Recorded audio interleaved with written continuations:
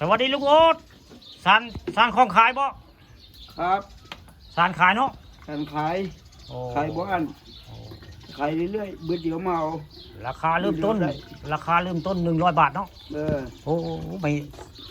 อันของเพื่อกะตีอยู่คักได้ผมพี่น้องผมของตีได้นี่เพื่อนสารคักสารว่าง่ายว่าเขียดน้อยเขาลดไว้เนาะพี่น้องเนาะนี่ไม่ได้แล้วเขียดน้อยเขาบ่มีรถแล้วพี่น้องนี่เมตตาไปอีกก็ยังสิรอดบ่ได้ไปอีกกันนี่มันที่พี่น้องนี่เด้อพาจะได้ของมาซื้อขึ้นอาวุธเด้อของกระยังพนมีเบิดได้สารทั้งของสารทั้งกระยังได้พี่โอ๊ตนี่มันขายไปเรื่อยเพิ่นสารกับมือได้ขายบุกู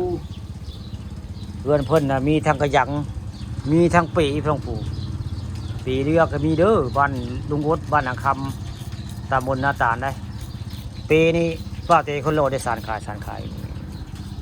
พอจะได้ปีไปขายกะมาติดต่อได้พี่น้องบ้านอ่างคำตำบลนาตาลในปีบ่าวเตคนโลคักได้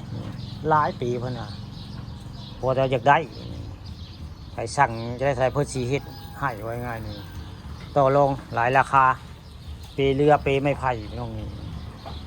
ลูกค้าพาลูกค้ามาชมวันนี้พามาชมปีเรือแล้วก็ของติวได้นี่ของติวก็ยังไม่ไผ่ไว้ง่ายนี่มาเขื่อนลุงอุ๊ดได้มื้อนี้อยู่บ้านอ่างคำตำบลนาตาลอำเภอเต่างอยเลยมื้อนี้มันเลขที่77อันมื้อใดอันงานบุญบังไฟหายบ้านบุญบังไฟบ้านอ่างมื้อใดวันที่9เนาะบึงมวยพร้อมมีมวยมีหมอลำมีหมอลำน้อยเนาะอันกลางและกลางคืนมือแรง6 โมงแรง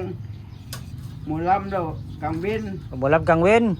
มวยแล้วกลางคืนมวยกลางคืนว่าพิษเนาะแรงว่าพิษว่าไม่หมอลำกลางเว้นเนาะกลางเว้นหมอลำกลางคืนมีมวยเนาะมวยหลังไปเบิ้งอยู่บ่เจ้าหายไปเบิ้งอยู่บ่ไปเบิ้งเด้อคือไว้งัดแลมผ้าชกกับปลายูนอย่าลืมได้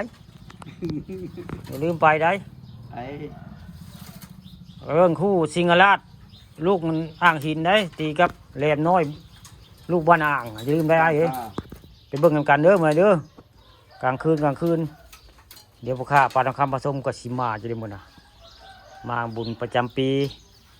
ของใช้บ้านอ่างได้บุญบังไฟก็มีทีเดียวนะมวยมีปีแรกพี่น้องมีมวยมีปีแรกได้นานเลยได้หน้าก็เอาอีก20 กว่าปีละสมัยนั้นยังครูรองได้ชกมวยสมัยนั้นสมัยยังครูรองยังไม่ได้บวชได้มีแต่สมัยยังครูรองยังโด่งดังเป็นนักมวยได้สมัยนั้นได้ประมาณ30 ปีนั่นเนาะมื้อนี้มามีเป็นมวยมื้อนี้ครั้งที่2พี่น้องบุญบังไฟบ้านอ่างมีมวยหากมีเท่านึงมื้อนี้เทื่อที่2อย่าลืมพี่โอ๊ตวันที่9เจอกันเด้อเจอกัน